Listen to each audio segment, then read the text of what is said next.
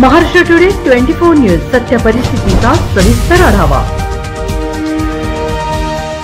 नांदेड शहरातल्या देगलूर नाका परिसरातील बरकत कॉम्प्लेक्समध्ये असलेल्या एका शोरूमला आग लागून झालेल्या दुर्घटनेत तब्बल 30 लाख रुपयांचे नुकसान झाले। सुदैवाने या घटनेत कोणतीही जीवितहानी झाली नाही। मंगळवार दिनांक 15 एप्रिल रोजी दुपारी 1 वाजता ही घटना घडली। 2 तासांच्या अथक परिश्रमानंतर आग आटोक्यात आली।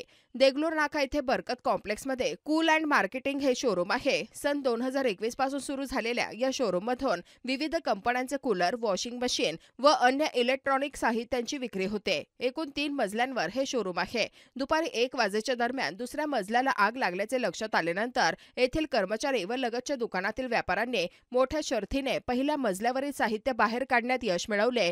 वर्दळीचे ठिकाण असल्याने अग्निशमक दलाच्या गाड्या योग्य वेळी पोहोचल्या, तरी आग नियंत्रणात आणताना त्यांना अनेक अडथळ्यांचा सामना करावा लागला। अग्निशमक दलाचे अधिकारी केरोजी दासरे, निलेश कांबळे यांच्यासह 8 ते 10 कर्मचाऱ्यांनी 2 तासांच्या अथक परिश्रमानंतर ही आग आटोक्यात आणली।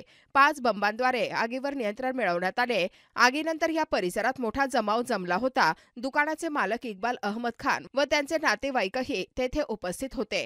प्राथमिक अंदाजानुसार शॉर्ट सर्किटमुळे ही आग लागली असावी अशी शक्यता व्यक्त करण्यात आली। महाराष्ट्र टुडे मराठीसाठी ब्युरो रिपोर्ट भीमराव हैबते, नांदेड।